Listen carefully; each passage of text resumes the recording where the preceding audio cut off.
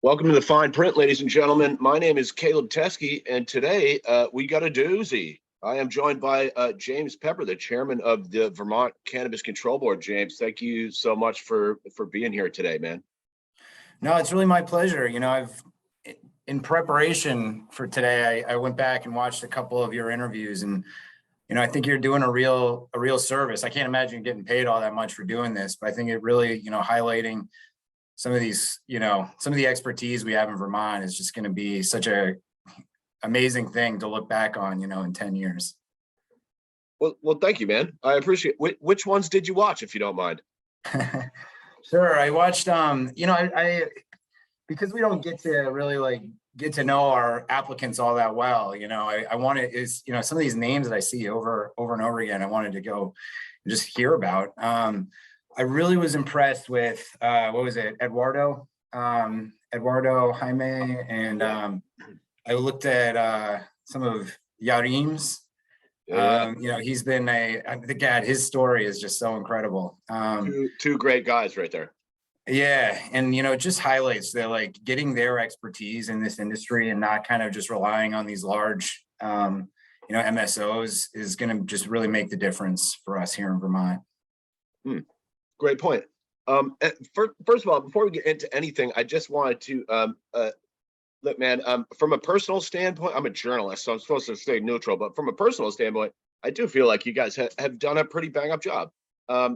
It seems like with what you were handed, you've sort of done your best, and I'd like to sort of set the tone for this interview on that note, because I do feel like, and overwhelmingly the reports I'm getting from people agree with that sentiment. So thank you. And would you mind, I'd like to start every guest with a 5-minute life story, man. Would you mind telling us a little bit about your background and how you came to work for the CCB? Yeah, sure. And just on that last point you made, it's kind of we are in a very odd spot where everyone kind of knows federal legalization is coming. It's probably a decade away, unfortunately. But, it's hard to think about cannabis as anything other than agriculture. And yet, because of the federal status, there's a million hoops that everyone has to jump through. And it's just unfortunate. But anyway, life story. Let's see. I grew up, I guess my parents got divorced just very soon after I was born. So growing up, it was always just kind of my mom, my sister, my grandmother, and me. We bounced around. Sounds familiar, James. Yeah, the women in my life. Yep. They're the ones that kind of stick by you. My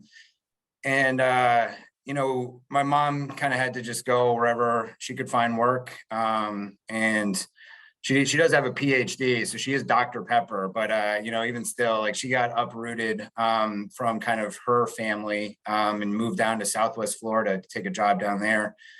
And so that's where I grew up, in, that kind of the Southwest side of Florida, and went to undergrad in Baltimore. And then immediately just upon graduation, I started working for the Obama campaign. This was 2007.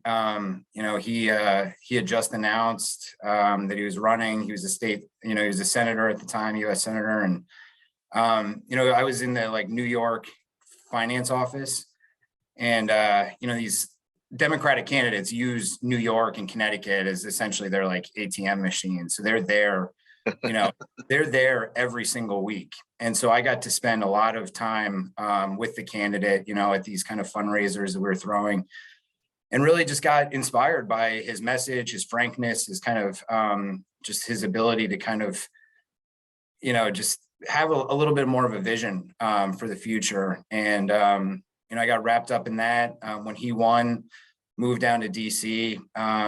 Everyone in the way that, political campaigns work is when you win, everyone just gets bumped up kind of one level. So I went from a finance assistant in New York to a deputy finance director in DC, and just was raising just crazy amounts of money, and not really having much of an impact. It was a little demoralizing, frankly. And no matter how much kind of money we pumped into the system, we still saw like the rise of the Tea Party. We still saw like really increased polarization.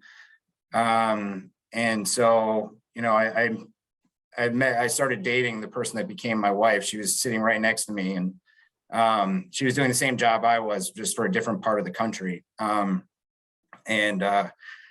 don't know, we decided to move to Vermont. She's from Vermont. She's from Newberry, Vermont. And I was gonna ask, like, why Vermont? Yep. yeah, no, her dad, you know, it was after the midterms. I don't know if you remember the 2010 midterms, but like Obama lost 64 seats in the House. You know, he lost, I think, 7 seats in the Senate. He went from having a super majority in the Senate to, you know, having a razor thin margin, you know, and that was despite us really like raising an absurd amount of money and spending it all. And so, you know, we were at a low point, and her dad kind of smelled blood in the water, and he's like, hey, you know, why don't you guys move up to Vermont? You know, this is like, there's a great law school down the road from us. And we actually, you know, we just elected a Democratic governor for the first time in a decade. And he ran on single payer healthcare and environmental, like, you know, change. And so she got a job with him, and I went to law school. You know, after law school, she worked for Shumlin for like 4 years, I think. He was in his last term, and she got recruited to do another job. And so they did kind of like we did a like spouse swap. I went in and took her job with Shumlin, and he put me on cannabis. You know, he said, listen, like, I only have, you know, this is my last rodeo with the legislature. Let's get cannabis done. So I worked with a couple of senators, and really tried to kind of get a more common sense bill through. You know, at the time, which couple senators, if you don't mind me asking? Yeah, no, sure. It was Dick Sears was the kind of primary champion. You know, he and I sat down with the head of the Washington Liquor and Cannabis Control Board, and kind of just developed a system that was largely based on Washington. And then, of course, you know, Jeanette White, everyone on the Judiciary Committee was very much the kind of inspiration for that. Yeah, oh, absolutely. Joe, you know, he's got another incredible story to tell. You know, everyone comes to cannabis for different reasons, you know, or comes to the idea that we shouldn't prohibit this thing for different reasons. Some are kind of harm reduction, some are kind of like the kind of social equity angle. Joe like kind of crosses all kind of spectrums. He's, you know, very much a libertarian. The government shouldn't be telling you what you can put in your body. We shouldn't be locking people up for a plant that, you know, has been part of society for, you know, a couple thousand years.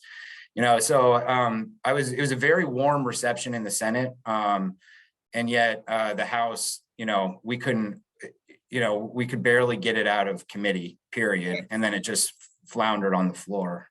So anyway, since then, you know, I worked on the governor's marijuana advisory council. And so I really kind of helped put the kind of backbone together of what was going to come next and what the governor eventually signed. So, and this was during Shumlin? No, this is Phil Scott. You know, Phil Scott more recently. Okay. Yeah, I mean, what his approach kind of was, not now, too soon, go slow. So he put together an advisory council of like a lot of his cabinet members, you know, because this plan honestly touches almost every single state agency in one form or another when you decide to tax and regulate. So he put his whole kind of cabinet together. They divided into subcommittees, and they came up with a report that really gave the legislature direction as to what the governor was willing to kind of tolerate. And that's the bill that they ultimately passed.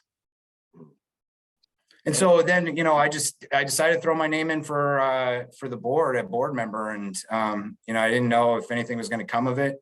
I assumed that the governor would probably prefer kind of like someone who looks like an old bureaucrat, you know, just to kind of like take down the temperature a little bit, like not scare people. So I was just as surprised as probably most of the cannabis industry when he called and asked me to do it. So how did that process work? You put in an application? Did you have an interview or anything like that? Yeah, it's a pretty convoluted process. You know, I think that the legislature, and maybe this is my own just like sense of things, didn't really trust this governor to put in a put together a team that would kind of put the industry that the legislature wanted together. So they created this like back and forth ping ponging that has to happen. So, you know, there's an application window. I think 100 or so applications went to the governor. No shit, 100? And yeah, the governor whittled it down to, I think, 50. And then sent it back over to the legislature, just kind of like a committee that involved like a few members of his cabinet, some legislators. They interviewed all 50. Was this the marijuana commission or whatever they called it? No, that was the thing that put together the report for this was it's written into Act 164. I forget what it's called. Maybe it is called the Marijuana Commission. It might be, but yeah, essentially it's this kind of super committee of legislators and executive branch members, and they interviewed all 50 people, and then they sent a short list to the governor that he was allowed to choose from. And I can tell you, you know, he even told me, like, I wasn't his first choice. I wasn't even his second choice. I was kind of who was left, I guess. But it was kind of, and then we have to be, and then after he appointed us, we had to be confirmed by the Senate. So it was like a lot of back and forth between the executive branch and the legislative branch.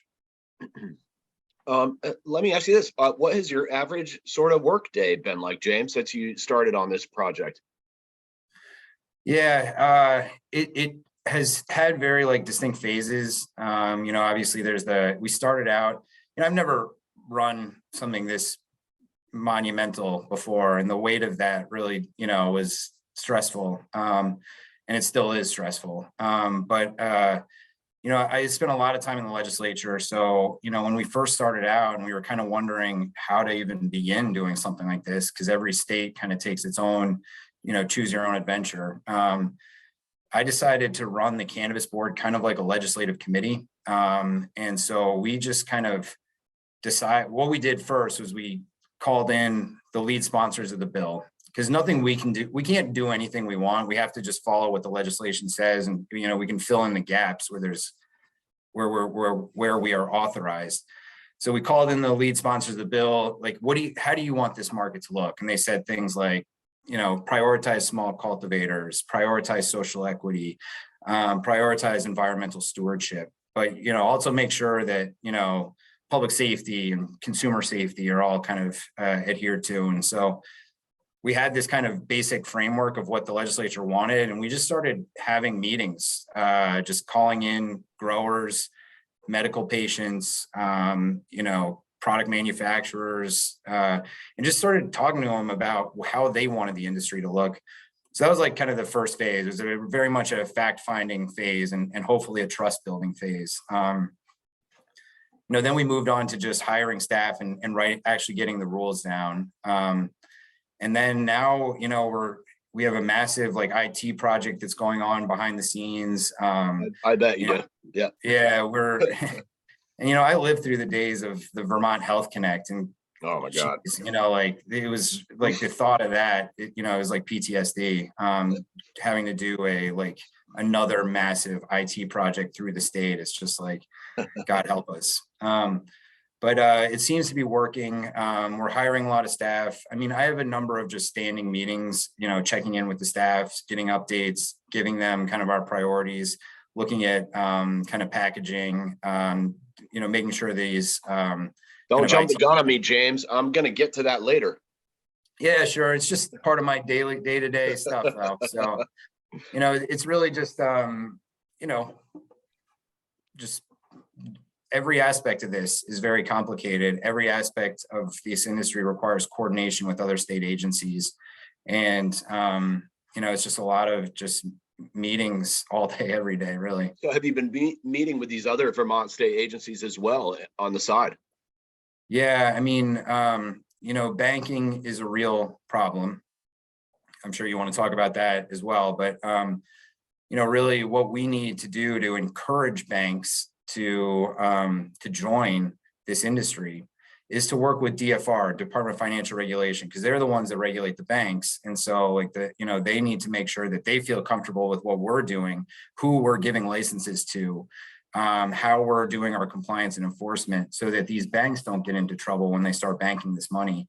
So working with DFR is an important piece. You liquor control has been a good partner for us. We've learned a lot from the Office of Professional Regulation, which is a department with the Secretary of State's office, and they license other professions, teachers, doctors, dentists, So hair they have the salons. license board for everything else. Right. And so Okay. a lot of it, so we're not trying to, recreate every possible wheel we possibly can. So, we work with them on, what should our licensing look like? What should we do with criminal history records, things like that. The Department of Health is working with us on our kind of warning labels and point of sale flyers and the rest of it. So, yeah, there's just a lot of interagency coordination that's happening. That must be tough, just like logistically, with everything else that you have going on.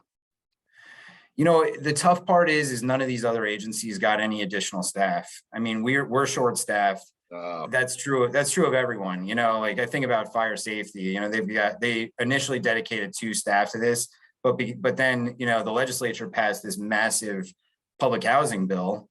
And so now fire safety has to really, take the lead on certifying all these new houses, this like kind of housing projects that are going up.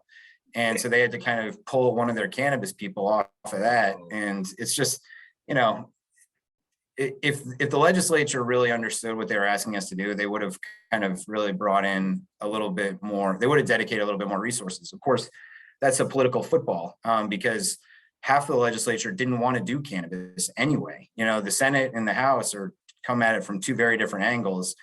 And I can tell you that the House Appropriations Committee didn't want to spend $1 setting up the cannabis industry. They wanted us to kind of let the revenue start generating and then have us be funded through fees and revenue, not they don't want spend to spend any. They just want to take the money and use it to sort of fund the program. Right, exactly. Like, trying to convince, the budget, there's more need than there is money, always. And so like anytime they spend money on something like the cannabis board, they have to say no to someone else. And I can tell you there's very legitimate needs out there. And a lot of people, especially some more conservative people, don't think that we should be wasting our money, our limited resources, legalizing, what, they consider to be a dangerous substance. So anyway. Okay. Interesting point, James. What are your impressions of the legislation? I usually save this question till the end, but I'm going to ask you up front here. Is there anything you would change or add or throw away from the S54 or 164? Well, I don't think it should be any surprise to anyone, that understands cannabis or just prohibition that, a prohibitionist mentality is not, it's not helpful to, prohibiting a product. What I kind of repeat ad nauseum in the legislature is, prohibiting a product does not eliminate the demand for it. It just shifts who supplies it. And so that was the whole kind of basis behind cannabis legalization to begin with. And then what you see is that there's a whole list of prohibited products. There's a whole section of the law on things that you can't sell. And to me, those are products that are widely available on the illicit market in Vermont. And they're also a kind of ever-growing portion of the legal market in other states. And so things like, high THC solid concentrates, to me needs to go. The vape tax. Yeah, a 92% vape tax or tax on vaping devices and vaping cartridges essentially prices those out of our market. Right. Like if you wanted to sell that retail, now you're going to have to jack up the price, right? And not to mention, it also brings in Department of Liquor Control. So they're going to have, co-jurisdiction over retail outlets that sell vaping devices and vaping cartridges. Really? You need to get a tobacco license. So really like that one, it was never intended for cannabis. It was passed, I think in 2019 to really limit the onslaught of juuls that people were seeing in schools and the EVALI crisis, the vaping associated lung injury was starting to kind of hit. And so people were they kind of reflexively passed a law that hopefully would ban, nicotine vapes, but the language was broad enough that it swept in cannabis vapes. And so, that's kind of top of the list of things that we're going to try and change next year. I And think I've heard, delivery. James, I hate to interrupt you, but I've heard the two people that were really sort of holding that up in the legislature are not running for reelection. Two people I don't know specifically which two, but it wasn't just the two of them. And, there's a little kind of legislative game that happens where, certain people have, certain committees have jurisdiction over certain aspects of cannabis. And so while, there may have been some hesitation in the committee that we were in, the other committee that actually put the kind of vape tax into place and that put the 60% cap on solid concentrates, they would have killed the bill if even if the kind of GovOps committee let it go through. What was that committee that suggested the vape tax and the THC caps? Yeah, I think it was so I wasn't following the bill at the time. I had a different job, but I'm pretty sure it was the Health and Human Services Committee that put that into place. So no matter what we do, if we don't convince that committee, no matter what happens in the GovOps committee, they have kind of an ultimate veto over that piece of it. So sure. Can I ask you? I want to ask you about these consulting firms that you guys worked with, the NACB and Vicente Strategies, if I'm saying that right. I'm curious how the selection process worked to pick out those consulting firms. Yeah. So we put out it's called a request for information, RFP, request for proposals, for consultants. And we got, I think we got 8 responses, and we evaluated each of these firms. We interviewed with all 8. And you interviewed them personally. We interviewed, there's a couple of Vermonters that we kind of just called and talked to. And then there was mostly kind of national firms. And really, what the selection came down to is we had this 14-member advisory committee, and that can be a very unruly process, using the advisory committees, and really none of them really, with the exception of about 2 or 3, have any sort of cannabis experience. So while the legislature thought that they were like the right experts to have in the room, they didn't know where to start, and we, the experience of Kyle, Julie, and I, we don't necessarily know where to start either. Right. So you guys, are you a weed smoker, James? Sorry for throwing that at you, but I'm very familiar with cannabis. I don't use it therapeutically. I don't have any of the I don't have any of the kind of conditions that most people kind of use it for medicinally. I know Kyle said he grows a little, and Julie said maybe someone she knows grows a little, but I was just curious. So you don't use it at all? Well, so it's really, I was a recreational user, and really, I've got, since my kids were born, I just really haven't had much time for recreation. So it's just, and that's not twins, just, huh? Yeah, I've got 3-year-old twins, and they really keep us busy. When they're not clawing each other's eyes out, they are we had to take one of them, Wesley, to the emergency room not too long ago. He swallowed the biggest rock I've ever seen. It's just kind of you just never know what the next minute is going to bring. So James, how do we keep rocks out of the hands of children? Yeah, that's a great question. I think we should have a rock control board, maybe, that approves all the rocks that we have. Look, so you said we got a hard stop at 3. I want to sneak in a couple questions from some people that I have here, if that's okay with you. Of course. I got one guy who wants to know how we're supposed to get the nutrition facts for edibles for food ingredients, and make sure that packaging and labeling is approved or waterproof. For instance, one guy wants to make beverages, and he says his labels, if they get wet, they get all messed up. So now he might need waterproof labeling. He said he also in order to get labels direct printed, he has to buy 200,000 at a time. Otherwise, he has to buy less and just slap the labels on himself. I'm wondering if you have any comments on that. Yeah, sure. Good question. So we have a product registration process. We're going to try and make it as seamless as possible.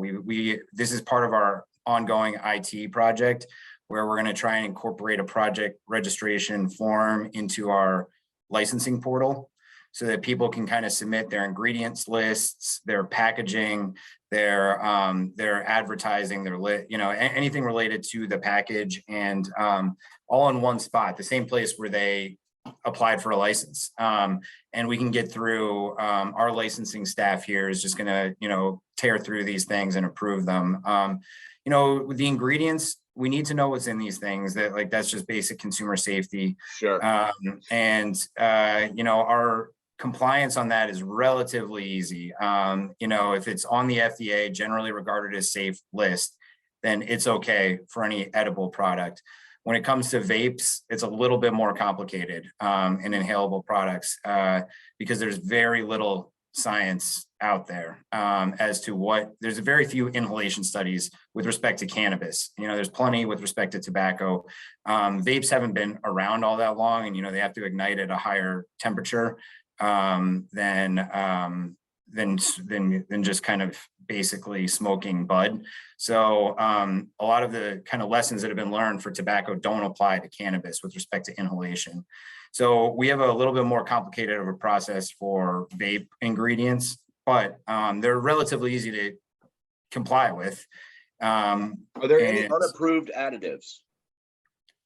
So or something like that? I've seen a number of recalls from companies like Curaleaf using unapproved additives. Is there anything Vermont has said is off the table? So what we're going to do is allow only approved additives. And so, yes, everything is off the table until it's approved. And what we want to do is have, we're following the best advice from the kind of leading professor. He's a professor out in Oregon, and he's probably the most prolific when it comes to inhalation studies. His name is Dr. Robert Strongen.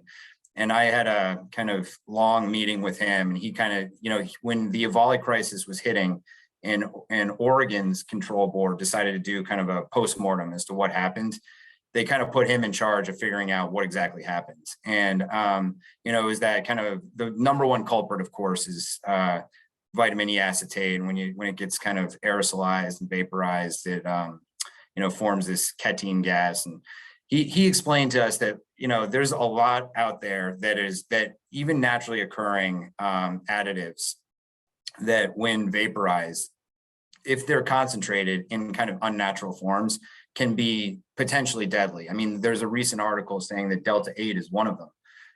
If you kind of concentrate Delta-8 and then vaporize it, it forms that same ketene gas. That's interesting. Yeah, there's certain terpenoids, squalene being one, where if you concentrate it above kind of like 10%, that can form a kind of toxic gas as well. Is that guy friendly as someone that I might be able to talk to?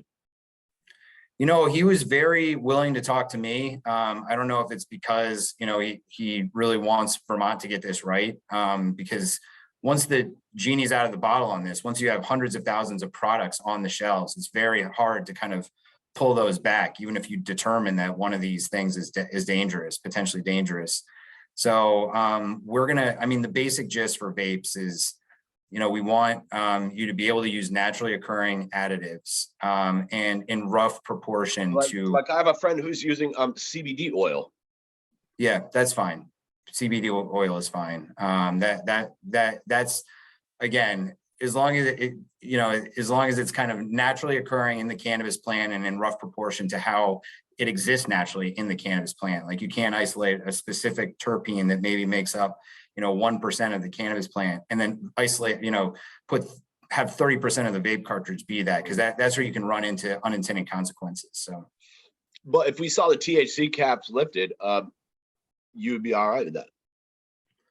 Well, we'll still regulate the additives to them, even if the THC caps. If the caps lifted, that would really prevent. Oh yeah, no. I mean, absolutely. Yes, the I hate to say the best product you can smoke is a pure product, but you avoid a lot of these problems if you are smoking a product that is more pure THC than if you add a bunch of stuff to it. There's no like even question about that. It's just hard to kind of, there's a lot of kind of fear-based information out there about these high THC solid concentrates. And we're trying our best. We have a report due later this year to kind of really drive home some of these points and hopefully we'll just hopefully give the legislature some cover, some political cover when, you know, certain organizations come in and say, you know, people are going to be jumping out of windows or, you know, vomiting uncontrollably the second they like touch one of these things. This isn't your grandma's cannabis.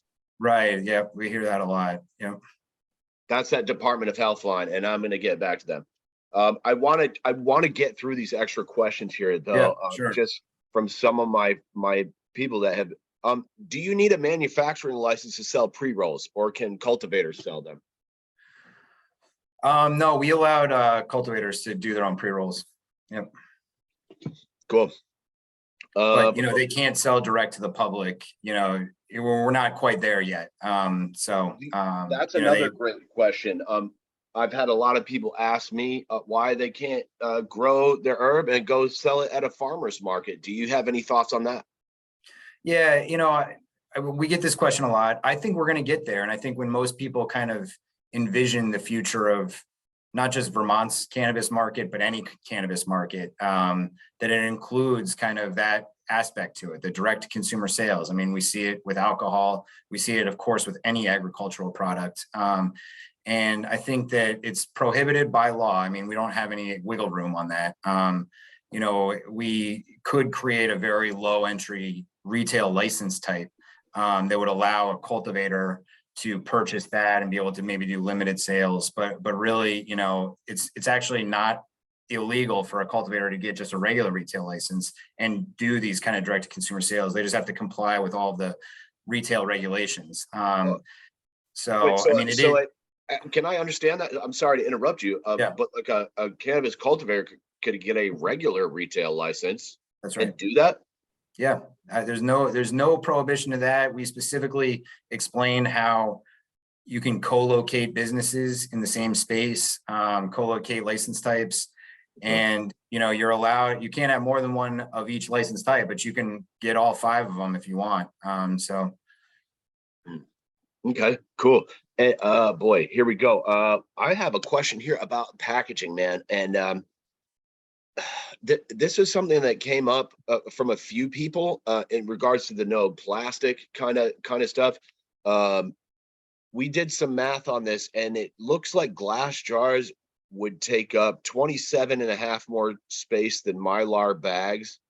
And also, all of the glass jars are individually bubble wrapped and then come inside of another box that is also bubble wrapped to protect the glasses. And I'm wondering if we could somehow put together sort of a cost benefit analysis, because look, like I'm against plastic as well. Like I think there's too much of it. We need to stop using it.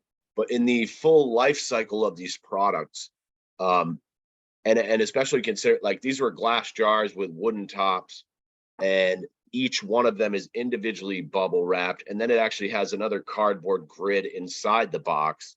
I'm wondering how that's going to balance out, because the Mylar bags are obviously bad and we should reduce plastic use, but the glass jars are also wrapped in bubble wrap. Do you have any thoughts on that? Yeah, well, I mean, we're not prescribing any one type of glass jar. I mean, it has to be child deterrent for flower, which, you know, really removes it from this kind of federal overlay of child resistance, which is an important piece. You know, really, you know, what we've seen in every other state is they're really trying to move away from plastic, and they're really trying to promote reusability, these kind of take back programs.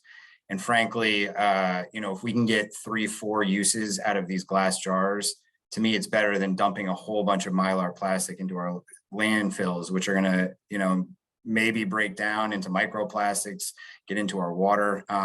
It's just, to me, like, this is the direction the industry is going. We're not mandating glass. You could use, paper, cardboard, there's other things we've allowed kind of there like paper? Well, I guess there are some of those tear top bags. Okay. Yep.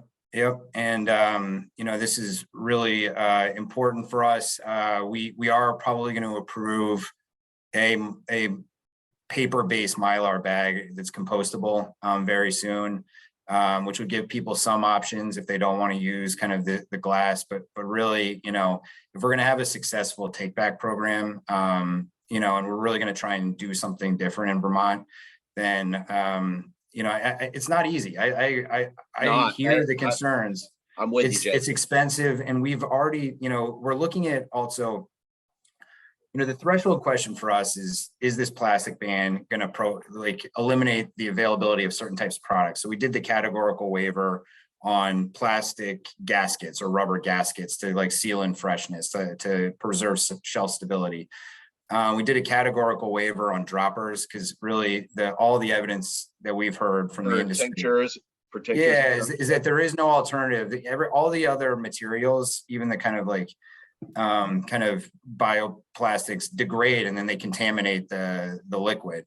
So we did a categorical waiver there. We're probably going to do a few more categorical waivers on certain types of plastic packaging. But really, the more that we can rely on reusable, containers, the better off we are. I had my faith shake. I've been a pro, cannabis advocate for forever. I mean, to me, it's just common sense. I had my faith shaken in this when I heard about the environmental impact of controlled environment agriculture, and how that's kind of really set Colorado and Washington, some of these earlier states, their environmental goals back, so far, because it's just so energy intensive. And then I had a similar kind of like faith, shaken moment when, you think about all the single-use consumer waste that's being generated by this. The pre-roll tubes is something I was going to for sure ask about. Yeah, I mean, we called in a lot of our leading waste management folks, and they said these things just end up in the landfill. Like, they're not recyclable. It's just like you have the sticker, and I want to. So a couple of things. Pre-roll tubes. What do you think if we just sold loosies at dispensaries? And second of all, like, when you clear up a package, you've got to use some sort of solvent, right? If you have THC in a glass jar, when you clean that out, it requires some kind of solvent because it's not water soluble, right? So you need some kind of alcohol, which creates another sort of waste stream. And I'm curious if you got anything to say about that sort of idea. Yeah, I mean, there are trade-offs in every one of these decisions that we make, and we're really not trying to be unreasonable at the board. If you come to us and say, we have a list of ways that we'll consider a waiver. One of them is just the impossibility. And to me, impossibility extends to, well, this product is just too expensive for me to, like, this kind of like very specialized, like, cardboard containers, it's just like, $10 per unit. I just can't afford that. It makes the whole industry unaffordable. We take that into consideration, and we're trying to consider, like, well, what's better, using kind of a PHA bioplastic, or is it better to use ocean reclaimed plastic? And we have our kind of team just looking at the trade-offs between those although two. Also, if packaging is going to be a restrictive cost for somebody, and right. You say, no, we're not going to give you the waiver, doesn't that sort of encourage them to go back to the black market and just say, oh, fuck it, we're not going to do it? Yeah, I mean, and that's the thing, is what we've tried to do is, and I know that, people maybe don't believe this, but we really tried to make our regulations kind of the bare minimum, because we know that every regulation has a cost, and every regulation increases the price of doing business and ultimately increases the price that you have to charge for your product. So when we do something like a plastic ban, it usually comes in concert with us trying to reduce a regulation somewhere else. And so, it's a balancing act, and we're trying to keep this industry accessible and affordable to, the very people that have been growing for the legacy market and kind of doing doing the good job of supplying cannabis to, people that need it through prohibition. But, there's certain things that we just can't, we have to grapple with, and plastic waste, consumer waste is just one of them. Yep, absolutely. And, that's a tough one, James. Like, what is the answer? Who fucking knows? The nice part is, the good part is that the industry is responding, and we are trying to meet them halfway. We've had a huge number. Magic Man sent in about 50 different packaging options to the Cannabis Board, and I think Kyle and the team are looking through each one and kind of saying, yeah, this is in line with what we're trying to do. This one isn't, and she's great. I think word up to Meredith. Sorry. Yeah, no, she's great. And, I think we'll have enough options for people that are hopefully affordable enough that kind of meet with the goals of what we're doing. Okay. James, you made some comments. Let me see. Here we go. I want to ask you about this comment you made. One of our priorities is to shift the legacy market into the regulated market, but we cannot look the other way on these types of issues. I skipped ahead. One of the minimum standards relates to your current behavior. There is a difference between someone who is historically impacted by the war on drugs and someone who is currently flagrantly violating the law and our rules in respect to growing, selling, and advertising. I'd like to ask you what you meant by that comment. Yeah, absolutely. We have a mission at the board. It's not even just something that we hold near to our hearts, even though we do, but it was written into our law that our job, just as you read right there, is to shift the illicit market into a regulated space to the greatest extent possible while maintaining public safety and consumer safety. How do you do that? I mean, you try and appeal to the current illicit market and not just pretend like they're not growing right now. Recognizing that, embracing that, and trying to shift them into a regulated space. We're not a law enforcement agency. However, we do have certain people that we're not allowed to license because of the federal status of this. And these are kind of businesses that dispense to youth, that kind of cross state lines with cannabis. Have you seen people doing that? Have you seen people selling to kids? No, I mean, I'm not out there on the streets looking, we're not investigating this, but we get complaints is the thing, is like, and truthfully, if we start licensing people that are openly violating just federal law, I mean, not just like, growing cannabis is a violation of federal law, but if we see people that are violating the kind of tenets of the Cole Memorandum and the FinCEN guidance, and we license them, then we're just setting Vermont up to kind of be prioritized for federal enforcement. We have to have a good faith kind of way of showing the federal government, the Department of Justice, the DEA, that we're trying to comply with these kind of federal guidance around, who we're licensing, the state system that we've created. Let me tie this into sort of the background check thing, because I believe a while back you said you were having trouble contacting the FBI about the background checks. And maybe it seems like, I know the federal government has said they're not going to sort of pursue any of these types of cases, but what happened with the FBI? Have you been in contact with them? Yeah, no, one of the very first things when the bill passed was because the bill wrote that we need to work with the Vermont the Vermont Crime Information Center to get fingerprint supported background checks from the FBI, these 50 state background checks.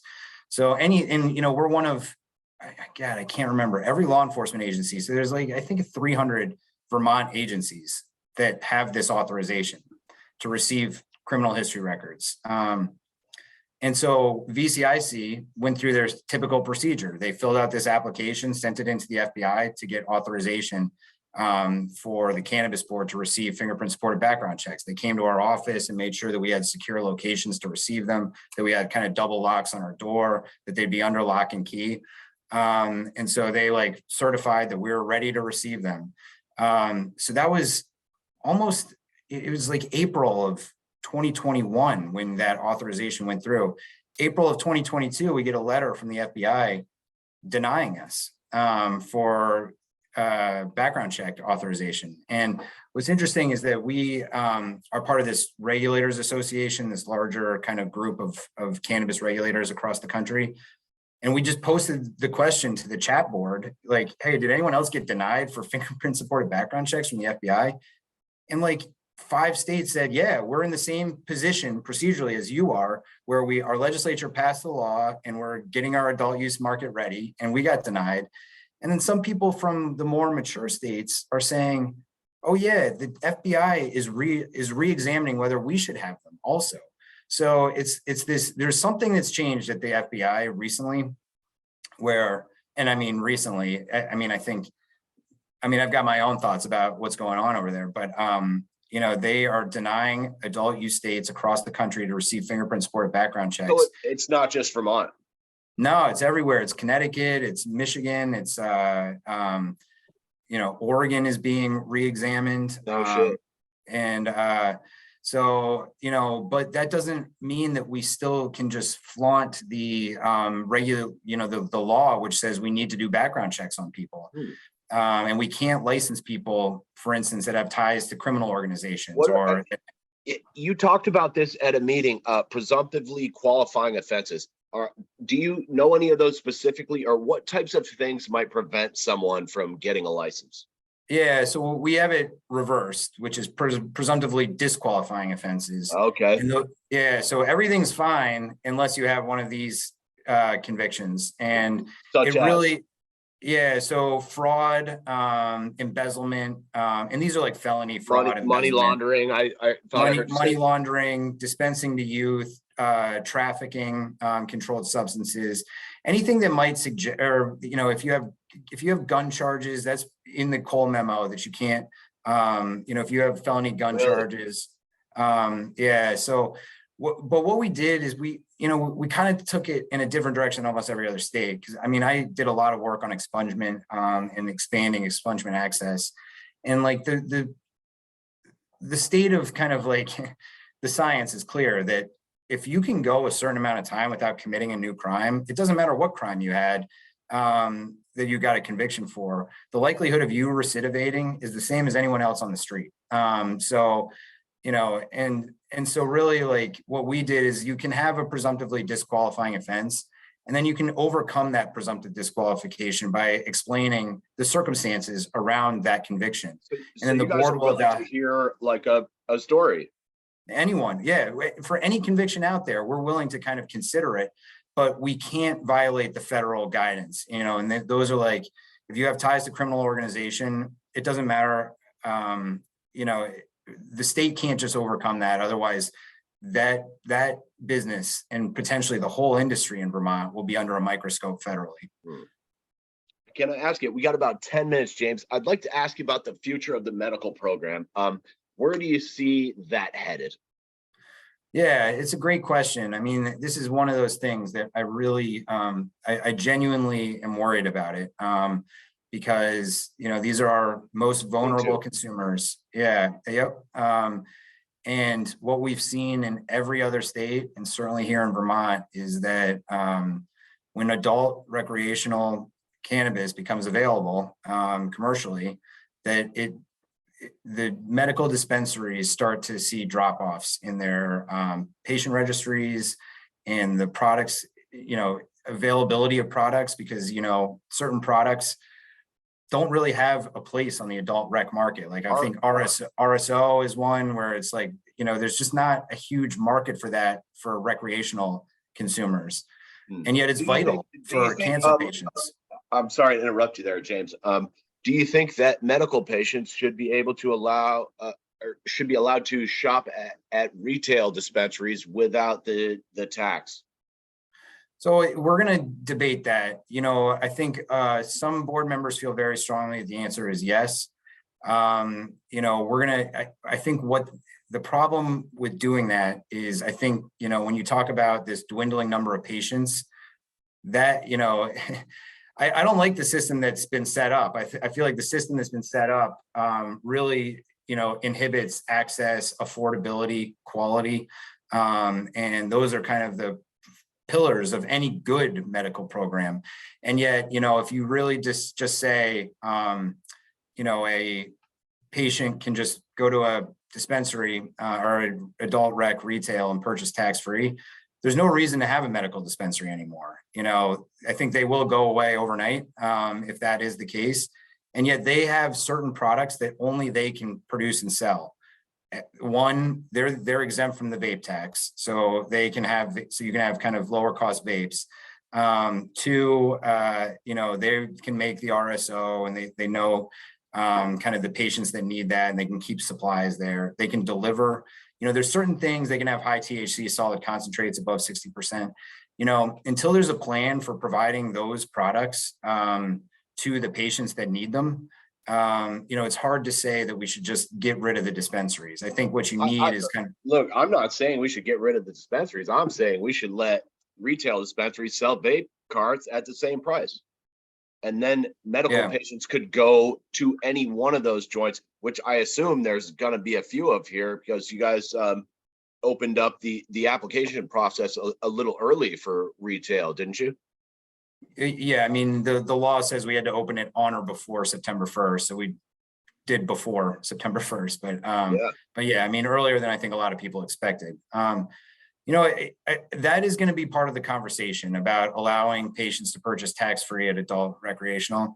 But, if we push that and then all of a sudden, one of the dispensaries decides to close their doors, and, people that are relying on that medicine, that, the high THC solid concentrates, which are not currently allowed at the adult rec stores, what about those patients? What about the patients that require delivery because, they can't get out of bed, And what about delivery? Because that's my last question I have here.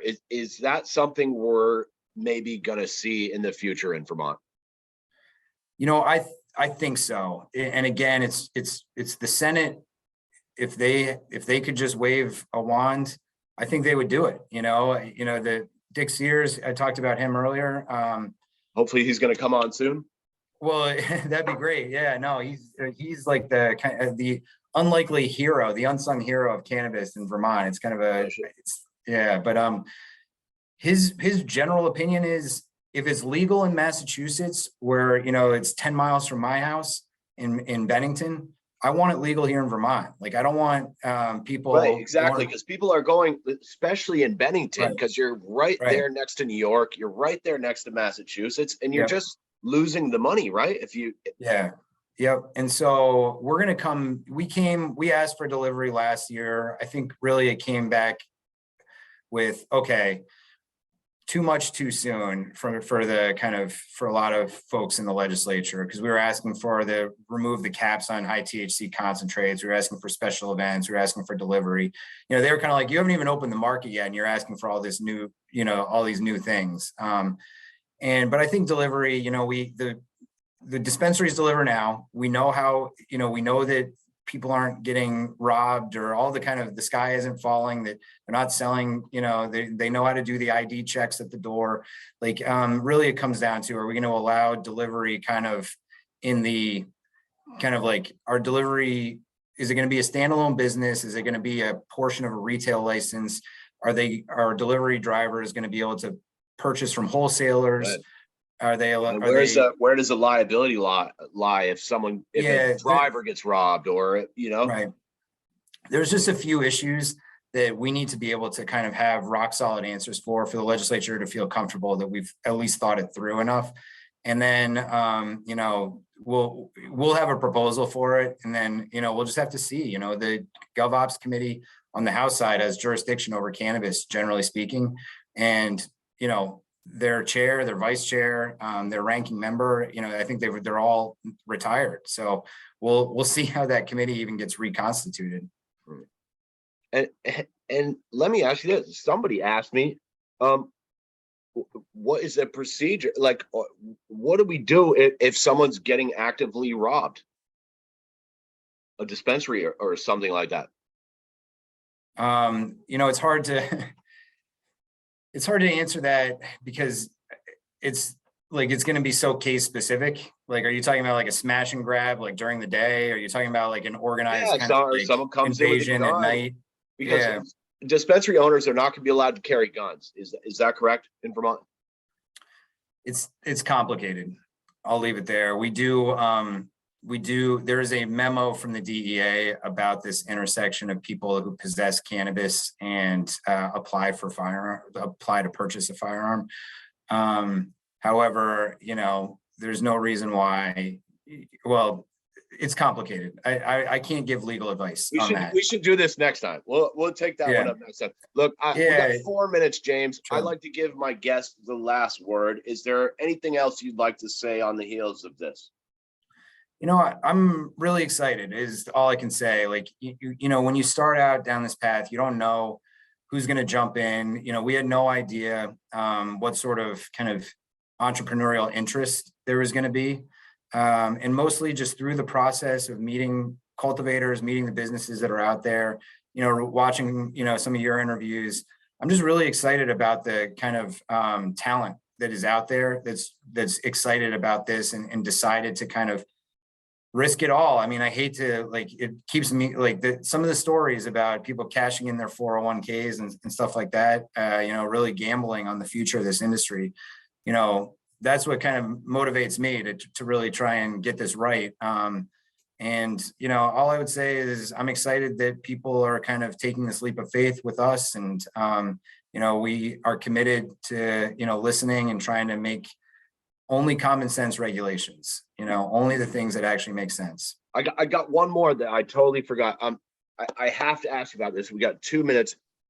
This tier 5 in Craftsbury, a bunch of people have asked me if you thought the state should have prioritized all the tier 1 grows before you started getting to him. And, I spoke to Dan as well, and he seems like a nice guy.